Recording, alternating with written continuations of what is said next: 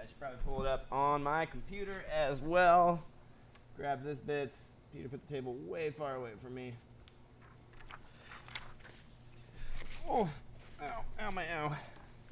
I see you cleaned up some dribbles on the couch. Sure. All right, we are going live, everyone. Let us know how we're sounding for audio-wise. A lot of times we have some issues with that.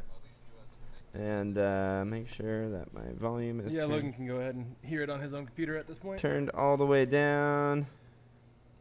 Go to YouTube, find our live broadcast. How much sorbic acid do you add to a 5-gallon batch? 3 grams. 3 grams. That's kind of actually just a good round number, honestly.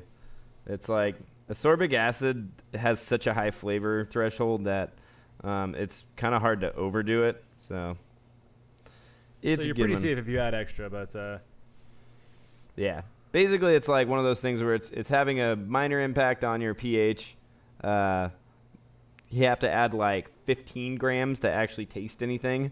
And so, yeah, 3 grams. That's kind of a good number that we've settled on. That seems to do its job at not allowing things to oxidize. And people are saying we're sounding great. That's awesome. Good to hear. God dang it. Why can't I find it right now? Welcome to the live stream, everybody. And in case we don't see you, good afternoon, good evening, and good night. We're working on standardized intros. Let us know how that one was. Standardized intros. Oh, that's our. Oh, as I'm bumping mics. This morning's a double bag morning, FYI. People are curious. Yeah, Logan's a little sleepy poo. Sleepy poo. He did make me run up a mountain yesterday. You're welcome. And then poop. It was a nice run, though. It was a nice run up a mountain. There's a mountain about 3 miles away, so we ran to the mountain, thinking we'll just run to the mountain, see if we can make it, then run back, right? And then we got there, and Logan was like, we should definitely run up the mountain. And so instead of coming back and making Logan's wife happy, we ran up a mountain, and she's always happy with them anyway, so it still worked out. We are a little overexposed, but that's all right. Okay. Anyway, well, let's get into this live stream. Welcome everyone to the Genus live stream. This is something that we do every Sunday morning at 8:45 Pacific Standard Time. Typically, we come out at you with some. There we go. Words are hard. Some brewing news, some news from Genus, and then we go into some discussion topics that we try to get through within an hour or so. Yeah, I think the sun just came out a little bit. Yeah, probably. We're in front of a window. Today's brewing topics are pretty interesting. We've got NEIPAs, New England IPAs, on the docket. We've got beer burnout, which that one might be a weird one to talk about with you guys because I'm sure a lot of you that watch us either haven't yet or, will not ever experience beer burnout. But beer burnout is really common, especially in our industry. So we're going to talk about that a little bit. And then finally, we've got why clone recipes are terrible. Yeah.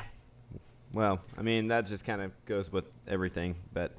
All right, anyway, let's go right into Genus news. What's been going on here this week? We, for one, we did a collab on Friday. Yes, that was a day. Friday was a day. It's one of the 7 days of a week, actually. We did a collab on Friday with Four Eyed Guys Brewing. That's Alex Roush. So we have actually his tank that we've been... storing for him / using. Yeah, we've been trading him the space to store it for the ability to use it. So we put 4 barrels of a Quake IPA going into that. So that was ripping yesterday, actually. Oh, yeah, it took off for sure. So that should be really fun. It's going bonkers. It's at like 100 degrees. So probably be finished up here in like one more day. Like, yeah, today or tomorrow. Otherwise, also the Genus Run Club is unofficially official. Yeah. Is that a way to say things? It's called the Salty Striders. We have a running club that meets here every Wednesday, which the first day was like the very first day of quarantine. And so it's kind of like, I guess we don't actually have a running club for a little bit. But now that the city's starting to open up, we're unofficially opening for the run club, but not necessarily for being in here and drinking after run club. 2 weeks, people. 2 weeks. I'm crossing my fingers. Who knows? That could change. Yeah, it seems to be the thing that's on the docket. So unofficially we do have people meeting for run club. So if you're in Spokane and would like to meet for run club, it's every Wednesday at 6 o'clock. Starting maybe in 2 or 3 weeks. Yeah, the official start date. And that's when we'll actually be able to like hang out and like drink here afterwards. Because other than that, we got to be like closed and say, hey, run 6 feet apart, everybody. Pretty much. And lastly, we brewed a juicy IPA. So now that we are rearing towards opening up pretty soon, we are going to get a couple of nice, fresh IPAs done. We're hoping... Sorta.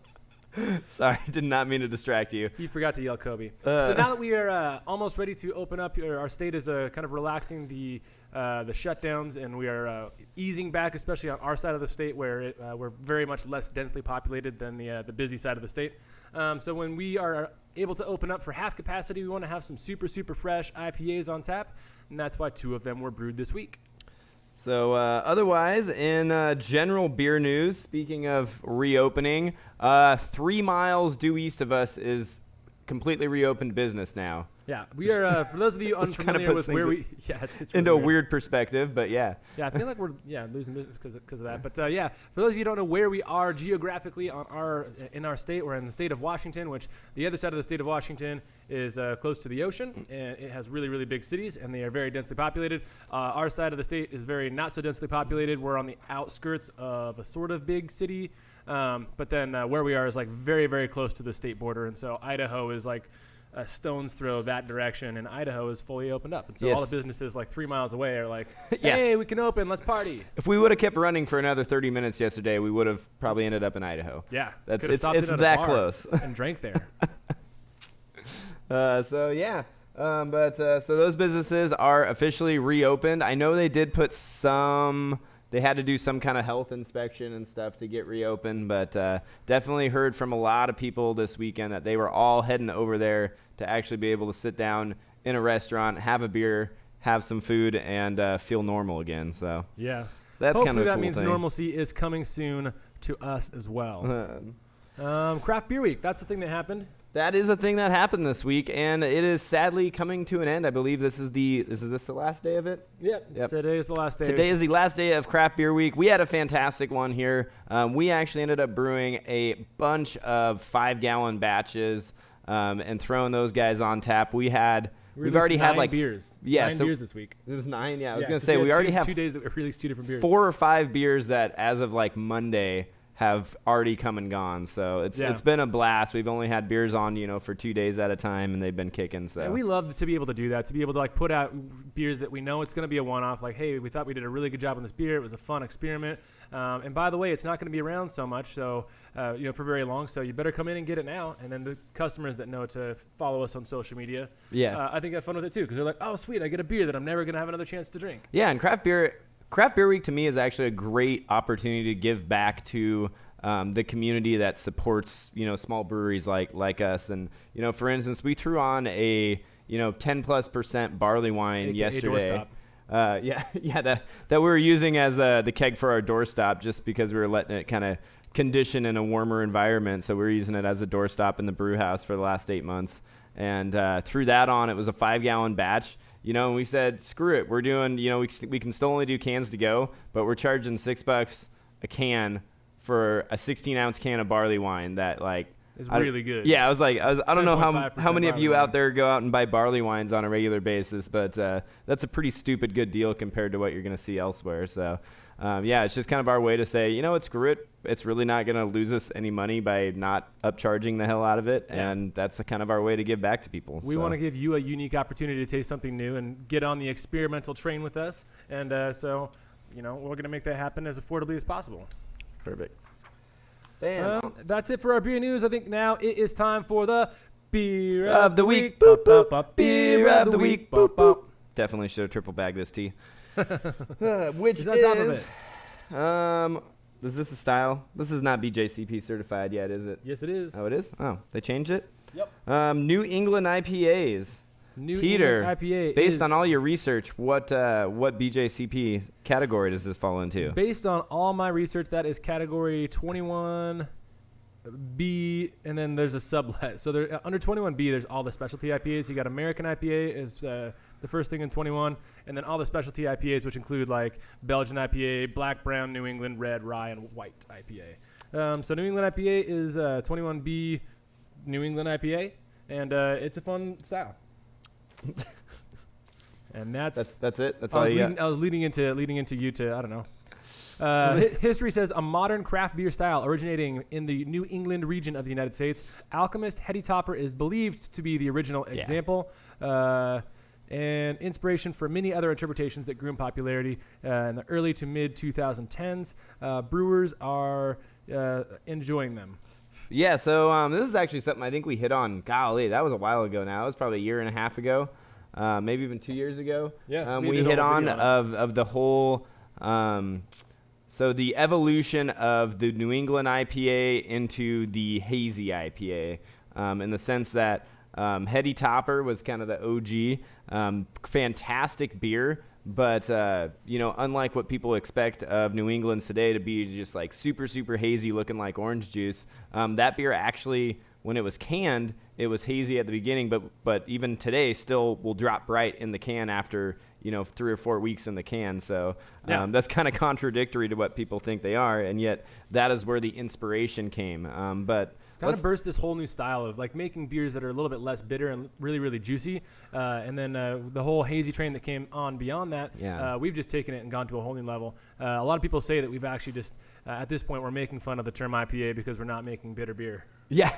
I mean, so that's a big part of it. I think a lot of that also comes down to, before we get into like our ingredients in it, though, the biggest one, which is the water chemistry and what they were brewing with over at Alchemist Brewery. Yeah, it's very much more a malt-leaning style than you would expect being an IPA. But it's funny because it's not a malt-leaning style in all the ways that you expect English beers or even like a Northwest IPA to be, where it leans into a little bit of caramel or a little bit of Maillard reaction in that. It's malt-forward-leaning, meaning you want to lean into the creamy, silky smoothness that can come from just using high-adjunct malts. Yeah. So also, what I was trying to get at was the fact that unlike, 10 years ago, 15 years ago probably now, when West Coast IPAs were a big thing, the Northwest IPAs, that we were throwing, lots of caramel malt at beers, but also throwing tons of sulfates at beer. So that's a big thing that can really tell you, determine whether hops are going to come across as being sharp and aggressive, or whether hops are going to come across as being soft and fruity. Yeah, so you want to go more on the chlorides, and then what I like to do with mine personally is even do some sodium chloride, because sodium actually has a similar feel to chloride, just a more dramatic effect. So you don't want to go too high on the sodium, but a little bit of extra sodium can help round out that body. Yeah, if you ever had a true German lager that have that really nice round mouthfeel, some of that is actually from a little bit of sodium being in there, which more or less, if you're in any part of the United States, you have zero sodium to work with. So a little bit goes a long way. You don't need much. We just do, like maybe a quarter teaspoon. I think I add like less than a gram for a 5-gallon batch when I'm using it. So it's not much. Yeah, so not much, just a little bit of that. But I think right around a quarter teaspoon is what I ended up doing for my original recipe when I still used teaspoons instead of grams. Yeah, exactly. So the bottom line, though, is you want to up the ratio of chloride to sulfate, which is the opposite of what you would be doing for a typical West Coast IPA. So you're going to actually soften those profiles. You're going to push the fruity notes from the hops in there. And you're overall going to make just an easier drinking beer as a result. Let's talk about some interesting vital statistics, because this is one thing that is fun and it's going to freak people out that don't know it already. The IBU range for the New England IPA is 25 to 60. Sorry, I wasn't listening. I was reading a comment. 25 to 60 is, I think, a lower range, or at least close to the same range as an American Pale Ale. For IBUs? Yeah. Oh, interesting. Yeah. See, we go for like 0.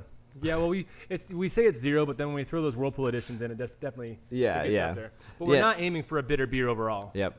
And they're never going to taste that bitter either because of that water chemistry too.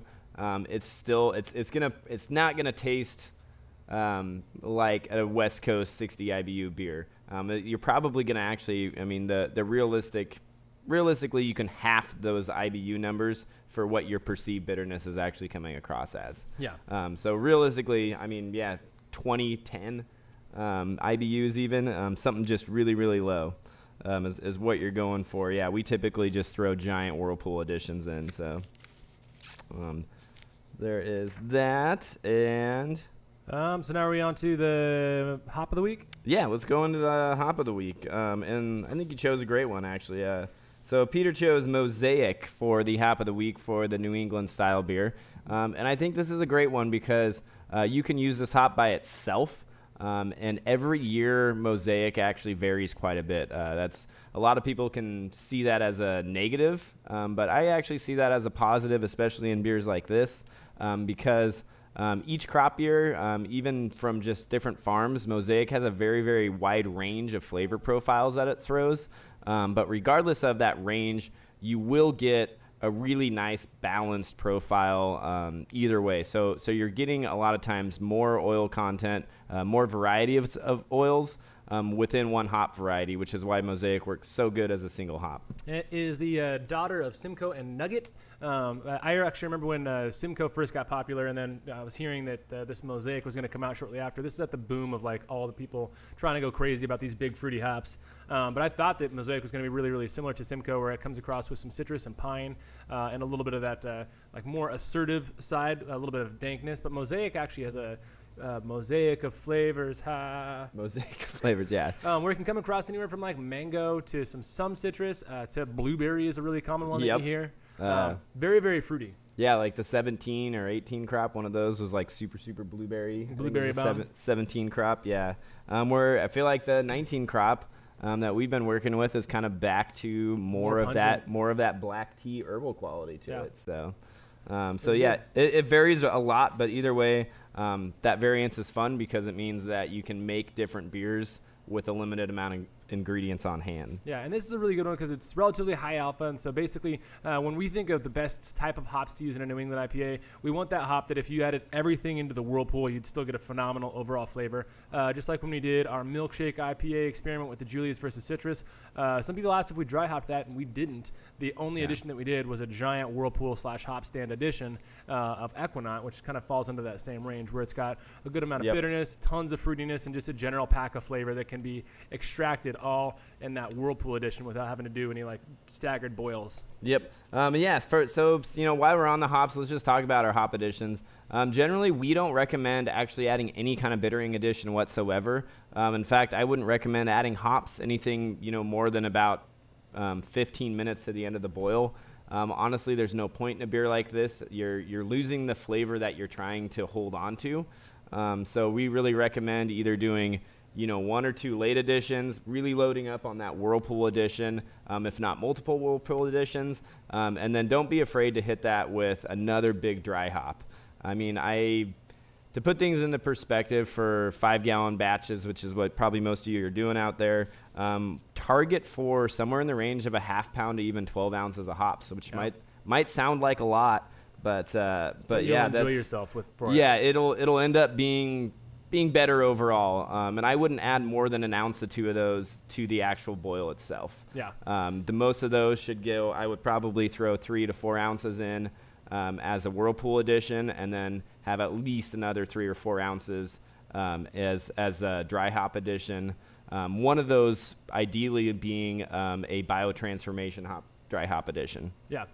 Staggering those both in the whirlpool and the dry hop can help build a range of flavors without necessarily building any added bitterness. But because you are using so many hops in a beer like this, it's really good to probably supplement with some cryo hops too. That way you're not losing a lot of liquid, because if you just use pellet or leaf hops, it's going to absorb so much liquid that you're going to end up with like a gallon less of beer. Yeah, cryo hops or the lupulin powder, they might also be marketed as. Those are going to be fantastic for doing, especially as your dry hop additions, because you will have a ridiculous amount of hop absorption. So your 5.5-gallon batch going in the fermenter might actually end up being a 4.5-gallon batch going into your keg, just because they actually are going to absorb close to a gallon of beer. So that is one thing to consider when you're brewing it. Figure that into your efficiencies and your volumes. And then also, if you are adding a biotransformation addition, which means that you're adding those hops at basically high Krausen, so more or less day 2 or 3 of a fermentation, you got to realize that those hops might be sitting in that beer for a week, if not more. So that's another thing that cryo hops really shine with, is they don't have that leaf matter, so you don't risk pulling off any of that sort of vegetal type quality from them. So they can kind of sit in that fermenter if you don't have a way to dump those out. We got somebody asking, how does Treehouse achieve the peach/apricot flavor in their Julius. I'm actually not sure if that's an artificial peach or an added peach, or if it's just a super peachy flavor from the hops or from the beer naturally itself. One thing that I would say is a big part of that flavor can come from yeast. Speaking of Julius, Julius is a very fruity yeast if you watched our Julius versus citrus side by side. But that's a good lead in into our malts of the week. Yeah, you picked a big topic there for the beer. There's a lot of stuff on New England's. Yeah, there is. So our malt of the week is going to be oat malt, actually. Oat malt is something that I know originally I think people were trying to find it, and then it wasn't widely available at the time. And but nowadays things have ramped up. It's really easy to get a hold of, and I think it's a fantastic substitute for flaked oats. Yeah. And that is for one reason and one reason only. That is because oat malt will not cause your mash to turn into a brick. That's a big part of it. I also find that it gives you a little bit less puffiness and a little bit more slickness, like that. It's not the whereas a lot of flaked oats will have a lot of the dextrinous quality that puffs up the beer, which can also be really nice. Don't get me wrong, but I also like a little bit of slickness in the body and the mouthfeel, and so oat malt does that just a little bit better than flaked oats. But they're both great to use. We just prefer oat malts for the not bricking and the fact that it has husky stuff on it, and what that does actually acts like the same thing that rice hulls does and makes it so that your mash is going to do a lot better job draining through. Yeah. So adding oats in general to a hazy IPA is part of what actually contributes to the haziness. There's proteins, there's other things in there that cause that haziness. Unlike what a lot of people think, it's not the yeast. The yeast is not what you're trying to make hazy. The hazy is a result of the brewing process. It's a result of things like you might be doing a shorter boil, things like the high adjuncts, and then also the fact that you are adding those biotransformation hops. You're adding a lot of late hops. So the compounds within the hops are actually binding with some of the other compounds in the beer to create that sort of permanent haze. Speaking of it not being from the yeast we chose is Barbarian. Barbarian's the Conan strain, so Barbarian is the strain from Heady Topper, the OG New England IPA. We actually don't use Barbarian very often here because we have access to hundreds of different kinds of yeast, and sometimes we just ADD our way out of using Barbarian. But it is a great yeast, especially for this New England style, partly because it is naturally powdery, but also partly because it does a really good job of transforming your biotransformation hops into the what is it, geraniol, the flowery, nice citrus, fruity notes that you can get off of getting biotransformation from your dry hopping. Bam, yeah. And then speaking of which, somebody's talking about closed transfer. That's another thing. So, in fact, we just published a video on doing Lodo stuff with the catalyst fermenters. Lodo is very important. Yeah, Lodo is very important with these beer styles because those you're putting so many hops in this thing, so you have so many volatile compounds that are just raring to oxidize on you.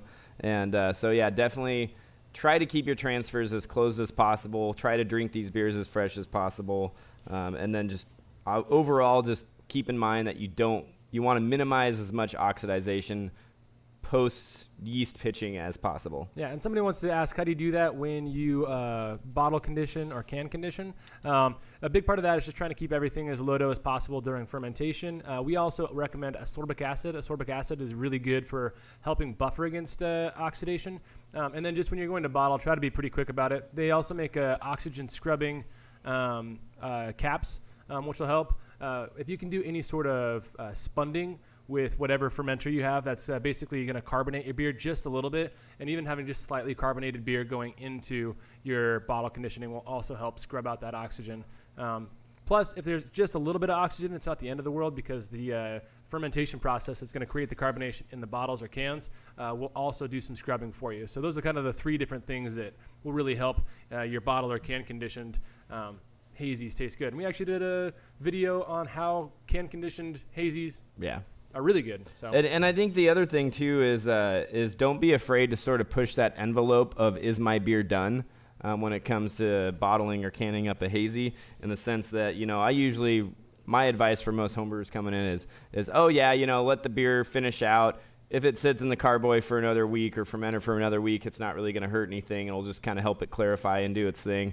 That's probably not the advice I'd tell you if you're trying to kind of minimize that oxidization of a hazy, in the sense that, day 5 and it's still going through a visceral diketone rest. Vicinal, not visceral. Vicinal.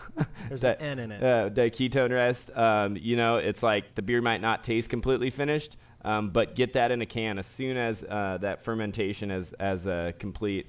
Get that in a can, get that in a bottle, and then let it finish up the rest of its stuff in there to where it will actually do what Peter said and scrub out that little bit of oxygen that you'll introduce at the time. Yeah, in the commercial world, we have a little bit of an advantage because we can actually use unitanks, tanks that act as both our fermenting tank and our brightening tank, and so we can just close off that fermentation or close off that escape of gas late into fermentation. So the last couple points it drops, it spuns, meaning it will, since it's in a closed system, it'll carbonate itself while it's fermenting. And that actually helps keep hazies super crisp. Yep. If you do have anything with the dump valve on the bottom, you can always just purge it with CO2 like I did in the Catalyst video, which, by the way, both of those beers, there was no sign of oxidization whatsoever. Yeah, they tasted super So duper. those ones, so obviously that technique, which was a new one for me, got the job done and it worked great. Yeah.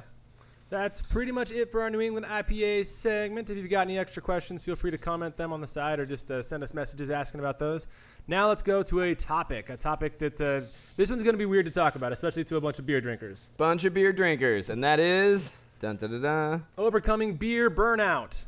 Oh man, this beer is so beer.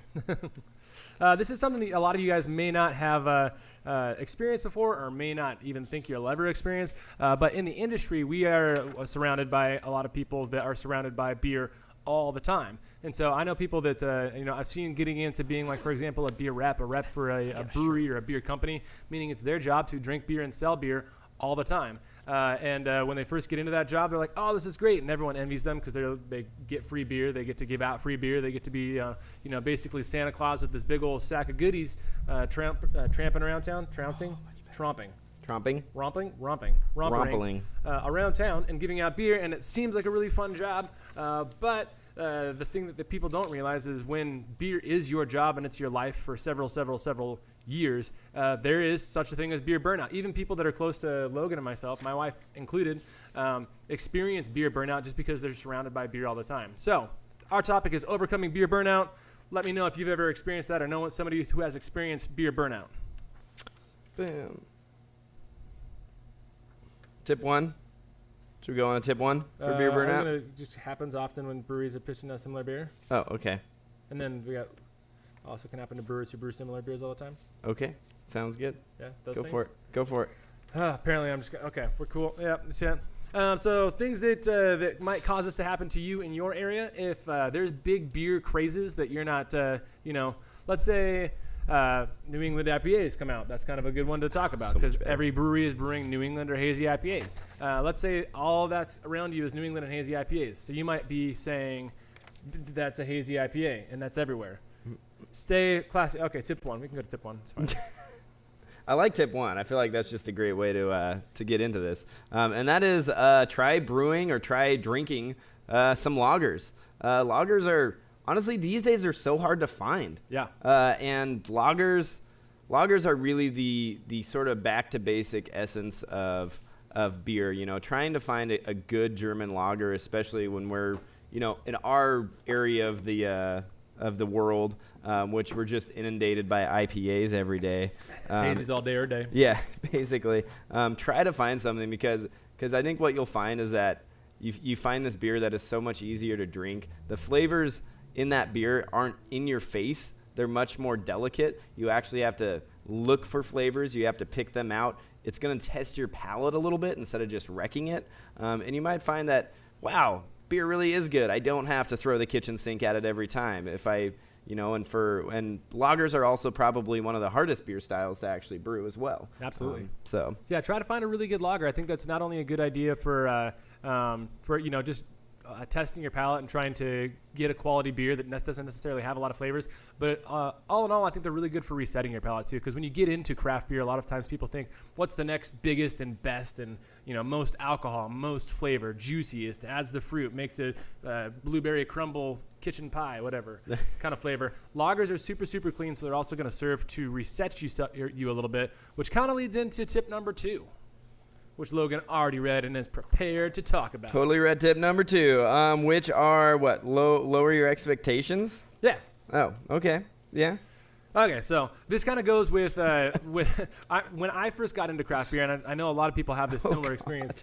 Why would you do that to yourself? You're welcome. When I first got into craft beer, and I know a lot of people did the same thing, my thought was what I was just talking about. What's the next biggest and best beer? Like, what is the most imperial double bourbon barrel aged stout that I can get? Like, and that's what I searched for all the time. And then New England IPAs came out, and I wanted to be the best at knowing which New England IPAs are the best. And so all I was searching for was these big, heavy hitter beers that everyone talks about, and I wanted to be the center of attention also because I wanted to be the guy that knew all that stuff. And so that's what I was searching out. But that was a really big part of when I got into the beer industry and became inundated with all the beers that are around. And I started brewing a bunch of beer myself. That's a big reason that I would get into beer burnout and just be like, all right, now I just need to have a hard reset on what I'm looking for here. So I finally read Peter's tip number 2. He says to go out and drink up Mike's Hard Lemonade, which please don't do that. That just sounds disgusting. Just to teach yourself what you're really looking for in craft beer. Oh, wait, I can one up you. You could go drink, what is the one that they've had out lately? The Corona Seltzers? Those are pretty bad too, actually. Those are really bad. No, what was the beer, or the sweet sugar Vina? I don't remember now. Oh, I know what you're talking about. Yeah. From like when we were kids. Yeah, it's a blue bottle. It's alcoholic water, and basically. It's with a bunch of sugar. With a bunch of sugar in it. Yeah. Yeah. Oh, that's going to bug me now. The only reason I can't think of it is because you couldn't think of it first. I successfully distracted Peter now. Anyways, the point being, I mean, whether it's a Mike's Hard or like even just going back to Coors Light or just finding a good light lager, like we were saying before, that's in your area, do something that's going to reset your palate and do something that's going to turn your brain off a little bit, because it's okay to turn your brain off when you drink. Drink some Not Your Dad's root beer. Yeah, get on that sweet train. Zima. Zima, that's it. Thank you. I was close. I was close. John Zima. Everybody was typing it. There's a little bit of a lag here, so. Yeah. That's hilarious. Oh my God. Literally everyone. Yeah, we're the only stupid ones that don't remember Zima. We're the only ones that couldn't remember Zima this morning. Good to know. Thanks, everyone. Because we drank too much Zima last night, guys. It'll do that to you. Anyways, that's a little PSA on beer burnout. And also just something to say, hey, the grass isn't always greener, because I know a lot of people look at beer industry people and say, that's an awesome job. Which it is. There's a lot of pros. But at the same time, there is beer burnout that happens when you're surrounded by beer all day, every day. Yep. So, and then tip number 3 is? Tip number 3 is, a secret. Stay tuned for more. Peter didn't get to tip number 3 in his outline, so. Hey. I wrote that outline on my phone this morning. On the pots. Why did you do it on your phone? Because I was pooping. Oh, that's too much information. What do you guys do when you are on your phone? All right, let's get on to our second topic, which is clone recipes, and really why they suck. Yeah, so clone recipes are something that we work with a lot, because we got a lot of people that obviously we get people that span the brewing world, from brand new brewers to really, really experienced brewers. And something that we see a lot of people fall into that we really wish they wouldn't, because I think it stumps or stifles their creativity, is doing clone recipes. They find beers that they like, and they think that the best way to make good beer themselves is to try to clone other people's beer. Mm-hmm. Yeah, and the reality is, it doesn't work. It just doesn't. Yeah, it really doesn't, which honestly can be a really big setback to fledgling brewers that are trying to make good quality beer, because they don't realize that they need to know how to brew really well with what they have to work with versus, let's take an example. The one that we got in just a couple days ago was a Guinness Clone. And Guinness is a very, very unique beer in how it's made. Yeah, so Guinness has, for one, the scale is giant on it. Their water is very specific. It's incredibly hard, for one thing. Yeah. And that's over in I think, is it Dublin? It is Dublin, right? Hopefully I said the right city. Somebody's probably gonna call me out now. It's over in Ireland. But yeah, somewhere over there. Somewhere across the Atlantic is where Guinness lives. And the export Guinness is actually a completely different beer than the Guinness served in Ireland. So it's it's one of those things where it's like, well, okay, what kind of Guinness are you talking about? Yeah. So there are so many variables that go into it. There's so many things that essentially you're going to have to match that. If, especially like Peter said, most of these people that are trying to brew clones our newer brewers, they're probably just not going to have the overall knowledge and the background information to be doing things like water chemistry and then trying to adjust the actual ingredients per their own system to get that exact profile. So. Yeah, and Guinness is actually the Guinness that most people try, the one that finishes out at the same density as water, is actually partially soured. So getting a Guinness that feels thick but is comes out at a 1.00 final gravity is very difficult for a young home brewer to do. And so, but we don't. Our job is to try to help them make what they want to make without giving them too much information right off the bat, and also without steering them in the wrong direction.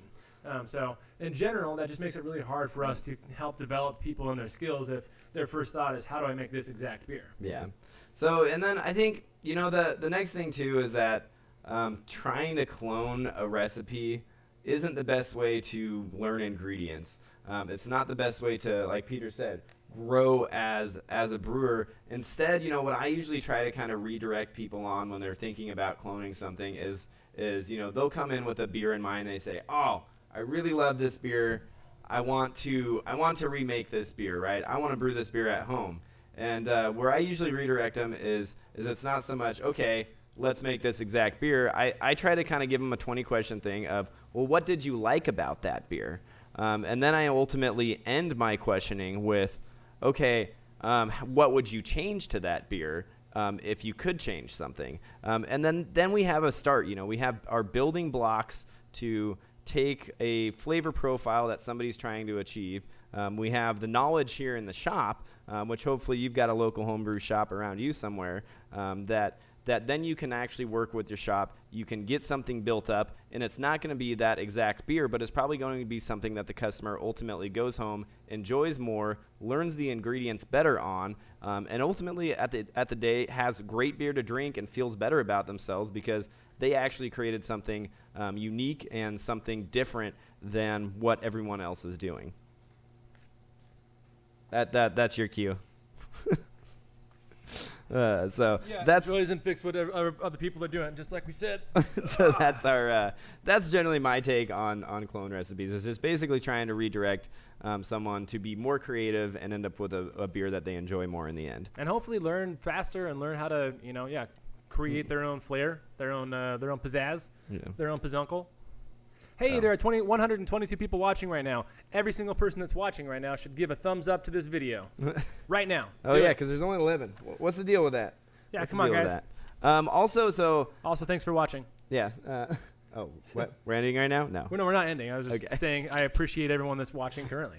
Yeah. So another thing with clone recipes too is your ingredients are not going to be what the ingredients that the breweries are using. For things like hops, those breweries are going. What did you just do? What?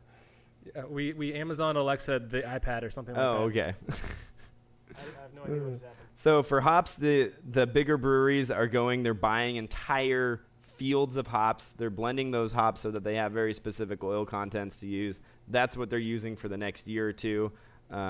And so it's not like you're going to be able to go into Guinness, for instance, and say, hey, can I go into your stash of hops this year so I can clone your beer? No, it's just not going to happen that way. And then the same thing works for the malts as well. They're using very specific malts from very specific maltsters. Odds are wherever you're at, you're going to have a different maltster, so you're probably going to be using a slightly different malt. So it's one of those things where even though on paper it might look like the exact same recipe, the reality is that you're working with completely different ingredients, and so you're going to have to ingest those ingredients to whatever your system, whatever your brew house requires, really, and whatever flavor profile those ingredients are going to provide. We're at 50 likes now. Thanks, guys. Hey, sweet. For a while, it was 46 likes and two thumbs downs. I was like, "Who?" Nice. Some people. I thought it was funny. Yeah, so if you've got any questions on clone recipes or you want us to write our clone recipes for you, they're all perfect, and you can definitely make them 100% of the time. Yeah. Let us know. Should we actually let's finish up with how we do our clone recipes, actually, because we do scale down our beers that we brew for you guys. And generally, actually, more often than not, we don't scale them, for one, because we are trying to put some recipes up on the website. We're right now we're divided between trying to do some sort of a kettle sour recipe and doing a hazy IPA, speaking of which. Yeah, or a milkshake IPA. Or a milkshake, yeah, I think that's what we're going to do, a milkshake IPA up there. And usually when we are prototyping those, we're actually doing them in 5-gallon batches. But if we are scaling them, we take into things, or take into consideration. Yeah, there we go. That was the word I was going for. Things. So many things about our brew house, about our hop utilizations, things like that. Our mash efficiencies, we figure we're probably going to have a little higher than mash efficiency than you guys are. Our hop utilization is going to be a little bit higher than what you're brewing with at home. Trying to convert all grain to extract, that's a tricky one because extract is almost always going to have a little bit more body than an all grain will, at least with our water here. It's a set fermentability, which is really weird when you consider all the variations that you can get from all grain. But yeah, trying to make the match from what we are brewing to what you're making is a lot of R&D that people don't typically get. And what we usually end up doing is we err on the side of just trying to make a very manageable and palatable beer that's as easy for you to make as close to what we made as possible without saying it's going to be the exact same beer. Yeah. So yeah, because there are things, like people, for instance, our caramel coffee Kolsch that we do, and people are like, and the key to that beer is not, it has nothing to do with essentially the recipe or malts that go into it. It has a lot to do with fermentation temperature. We found that can change the flavor quite a bit, but more so it has to do with how you add the coffee beans. Yeah. That'll make or break that beer, and we add those coffee beans when the beer is cold, under pressure in a bright tank, right before we keg it into a beer. And unfortunately, we have some customers that'll come in and say, "Well, I don't have the ability to do that," and it's like, well, that's kind of how you got to do it. Yeah. So there's certain things that when it comes to scale, that it might just not be possible. So you might just want to try to do something different as a result. Yeah. The coffeeing of our coffee Kolsch is actually a proprietary technique, TM'd in R with a circle around it, and we invented it, and it's super cool. TM'd? TM'd. It's not TM'd. I don't think we invented it either. I don't think we invented it. I think we actually stole it from Matt. Huh? No, actually, I stumbled upon it on accident. You stumbled upon it? Yeah. I'm pretty sure Matt Hansen does it down at... Really? Yeah. If he does, then I would definitely steal it for him because I made that recipe the first year that the shop was open. Yeah. I'm pretty sure I talked to him about it, but he was like, "Oh yeah, I totally had mine cold too." Oh. Yeah. Yeah. Because he does, stole it from us. He does some coffee stouts that are pretty damn smooth. I thought he cold brewed his, but maybe cold brewed. I don't know. Yeah. But yeah, definitely.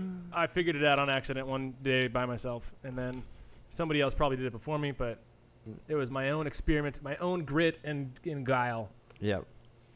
So, all right. So that sums up our clone recipes: the do's, the don'ts, mostly the don'ts, and the Ishmaels. And why you should just go out on a limb, make some beer, keep it simple. If you're not comfortable with going out and brewing some complex beer, build up a simple recipe. Yeah. Honestly, to this day, I've got, I don't know how long I've been brewing for now, at least like 8 days.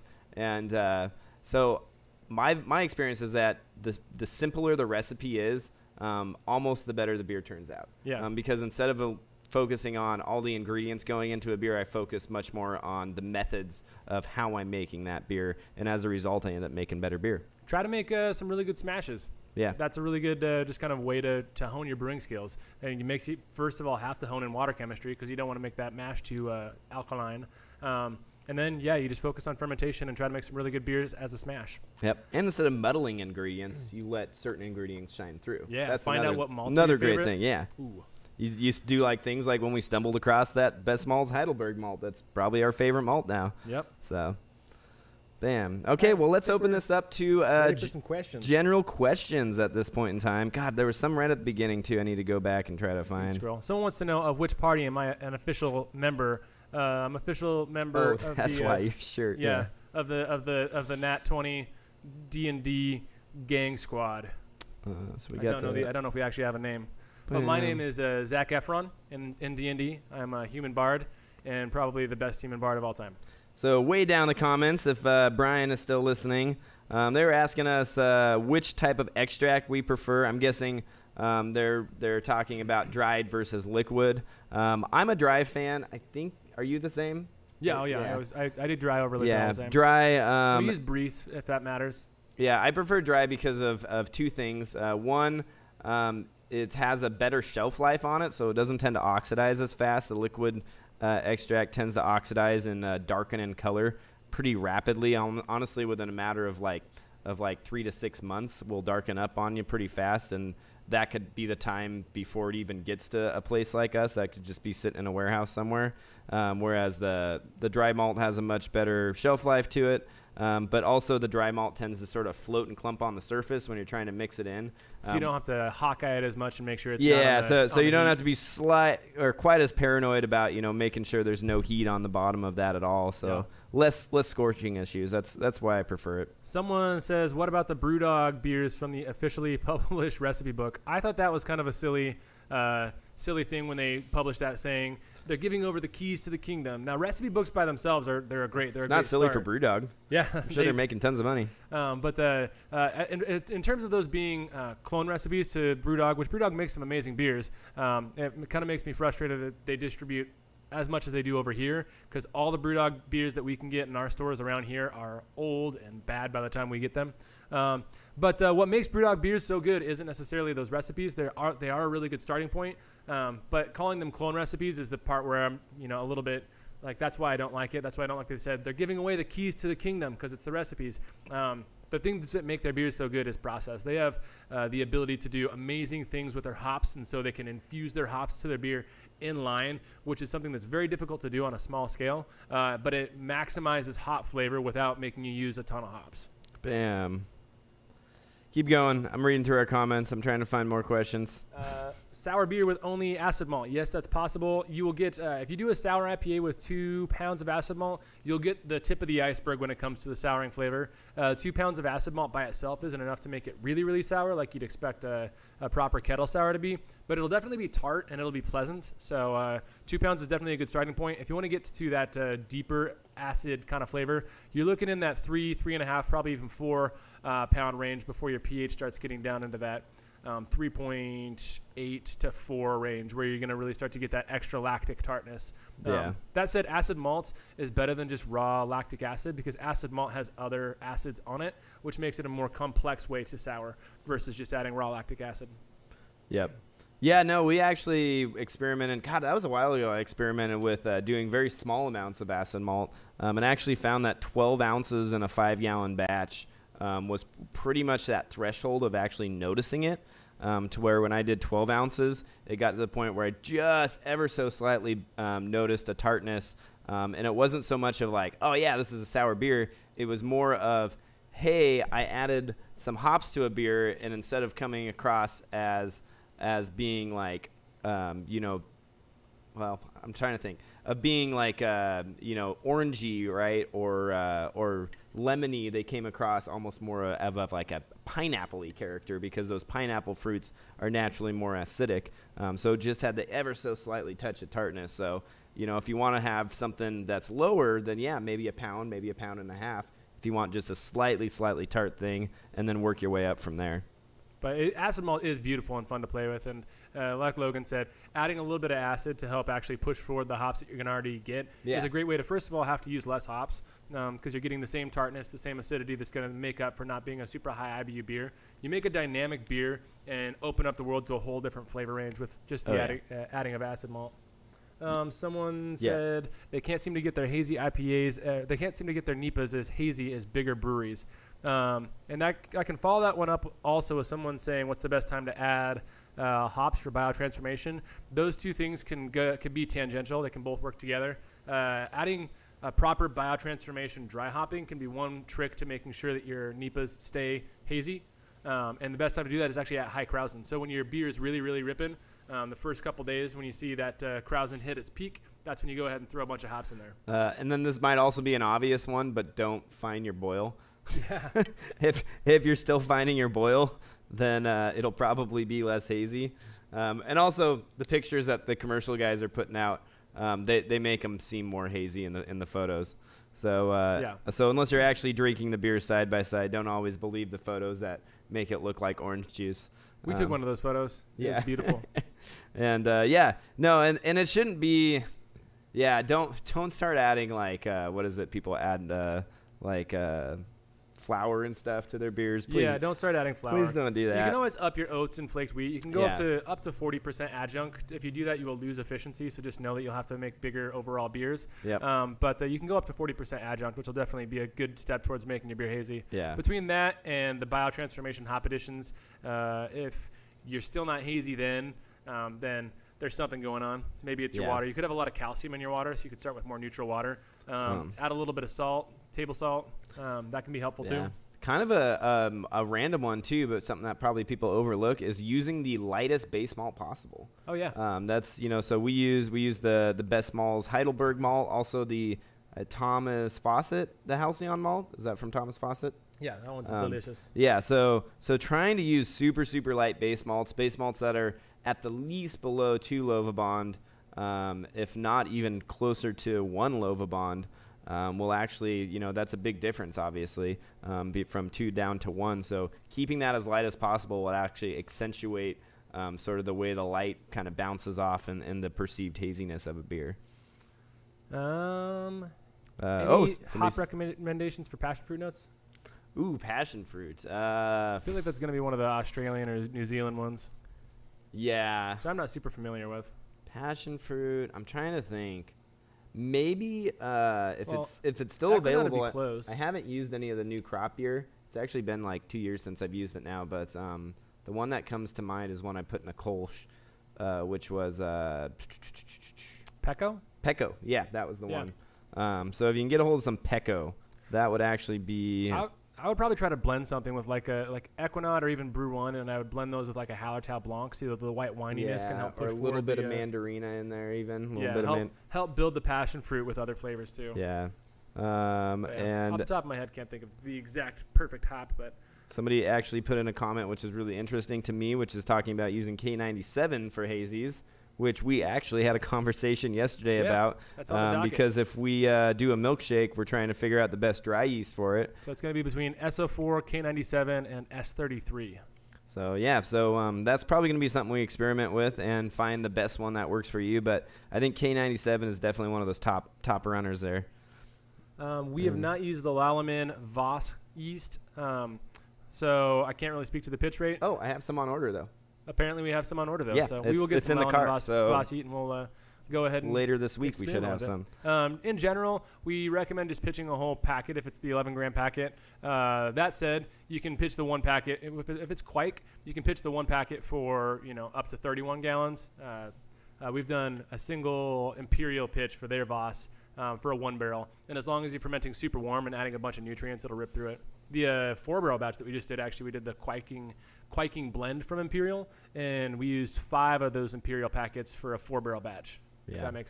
If that helps at all. Ooh, somebody's saying Southern Passion. Do we need to track some of that down? I'm guessing that's a New Zealand hop, isn't it? I haven't used it, but I have seen it around. And I was thinking, Southern Passion, is that it might be. It's either New Zealand or African.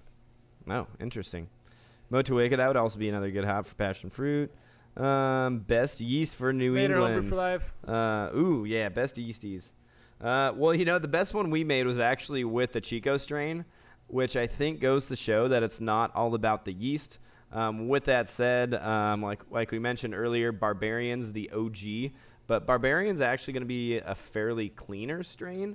So if you want to push even like more fruit esters, we've also used really a lot of the Imperial strains. That's probably where they shine the most, and things like the A38 Juice is a fantastic one. The Julius that we just did. Yeah, the Julius. Oh man, that Julius! If you really want to push through like those like straight up tangerine notes, that one was like crazy on the tangerine, and then also like dry hop or citrus even can all work really well.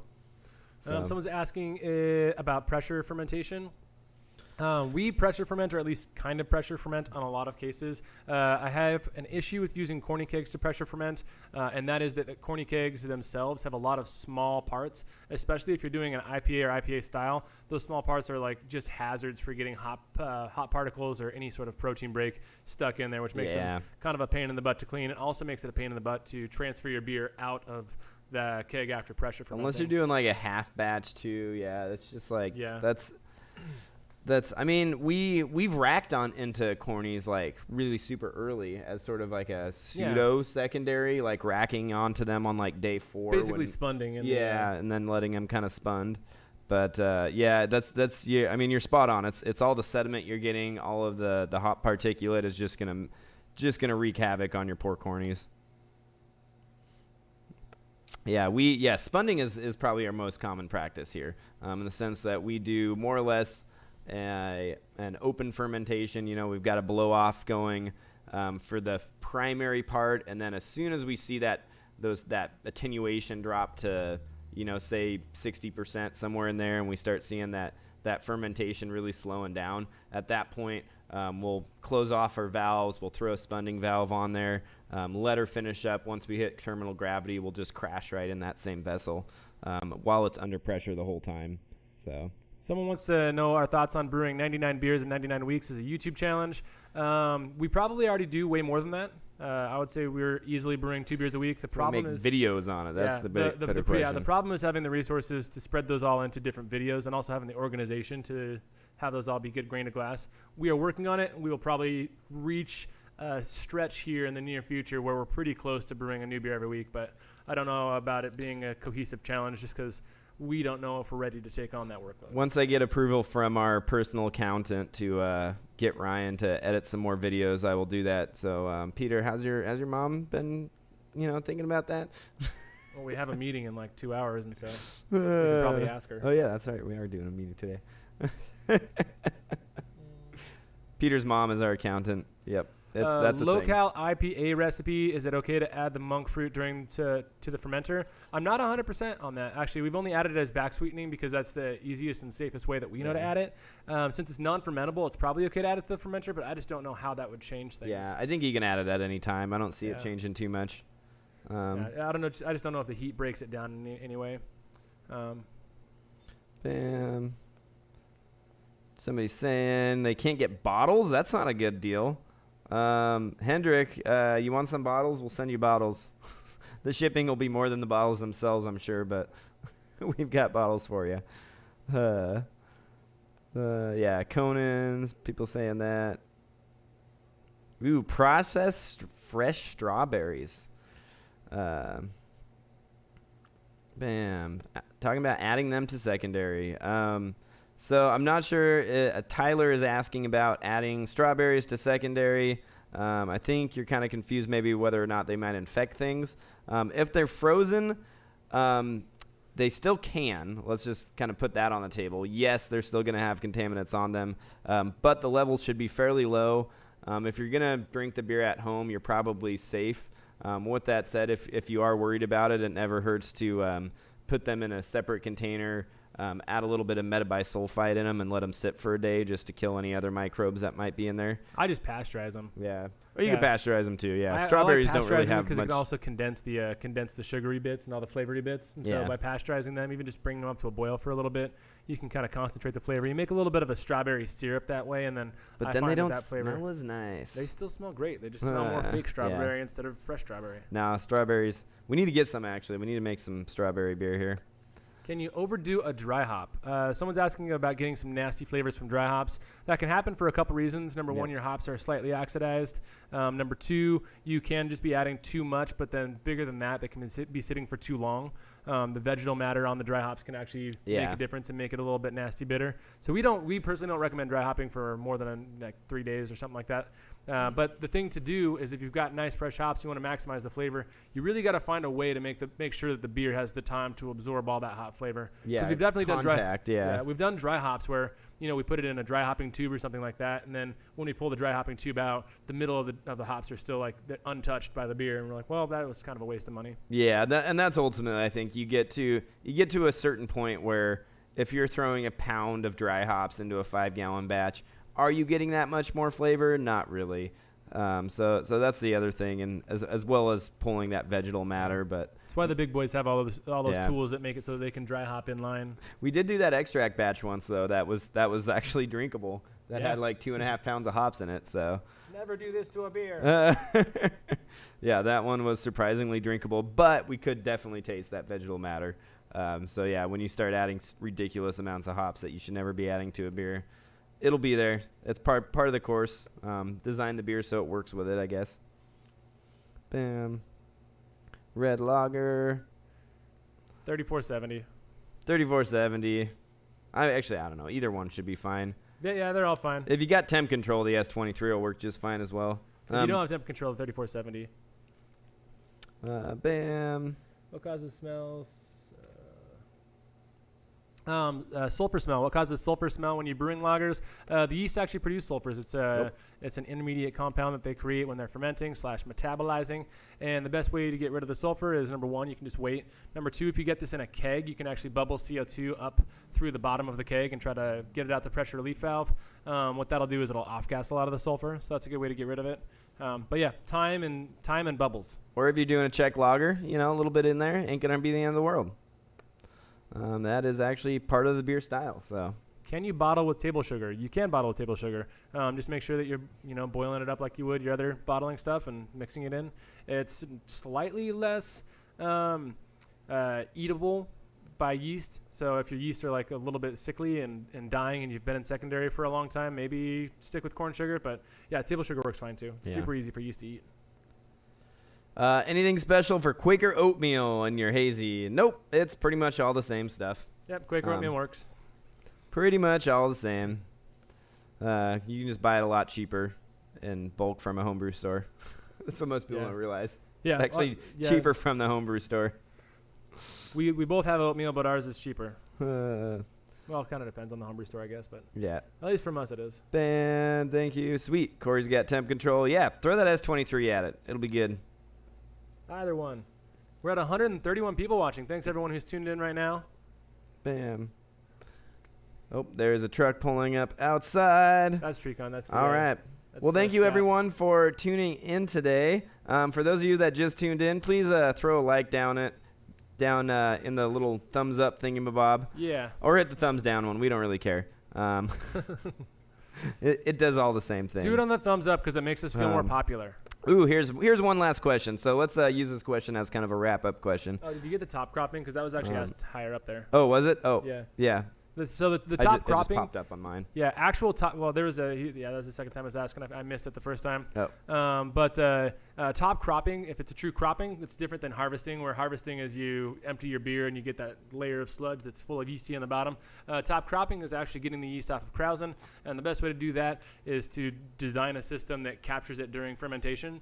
Either open fermenters are really easy to do that in, but on the homebrew scale, that's almost impossible. So the best thing to do is actually get a pseudo wide mouth fermenter and have a giant, basically a blow off tube that just goes into a secondary fermenter that's full of fresh beer. And so you plan your beer out to when you're at high krausen and know that krausen is going to be jumping off and into the second beer. That's the best. Is that what Mark Haney's doing right now? That's what Mark's doing. Is that Franken-rig he had? Yeah, that design system that he did. He actually took a PET carboy and jerry rigged it on top of his 1-barrel fermenter so that his 1-barrel fermenter blew off into the secondary carboy. Yeah. So yeah, it is and it does actually work. You can reuse that yeast too, but it only works on certain yeast strains. That's one thing you got to realize. So things like German ale strains, it'll work. With some Hefeweizen strains, it'll work. And then I want to say the 1272, the American Ale 2 yeast, might actually be a true top cropper. Yeah, it might. Usually they'll say on the website, if you look them up, they'll say they're cropping strains. German Ale is the one that I know of is just a beast when it comes to cropping. Oh yeah. So. And it just has to do with like them floating on the surface. But it is a viable method of harvesting. It's just not something that's really done a lot, just because usually it's just as easy to harvest from the bottom. So. What do I suggest for a yeast? London ESB 1968, the Fuller strain. It's my favorite yeast of all time, so I'm always going to say that. Okay. And then I think we got one more. Brew a beer. If you're brewing with Laurel, do you want to do a single hop or add a secondary hop to help that Laurel shine? I would add a secondary hop. I always do. Laurel, we've used Laurel quite a few times now. It's a beautiful hop. Yeah, it can be a single hop, but I always like something else to accent it. It's a beautiful hop. I would add a hop that is nice and bright to it.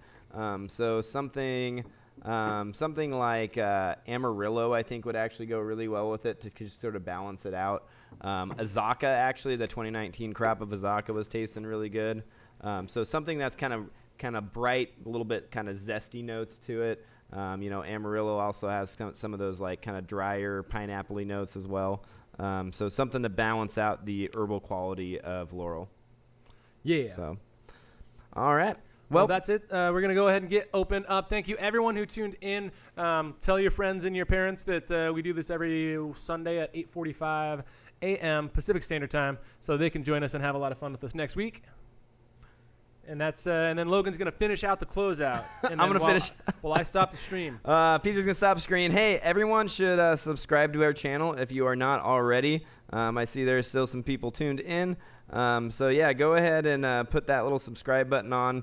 Click that little bell because that'll actually notify you whenever we do these live broadcasts. That was a thing. And yeah, because we do these every Sunday at 8:45 a.m. Pacific Standard Time. So we will see you next week. Got her?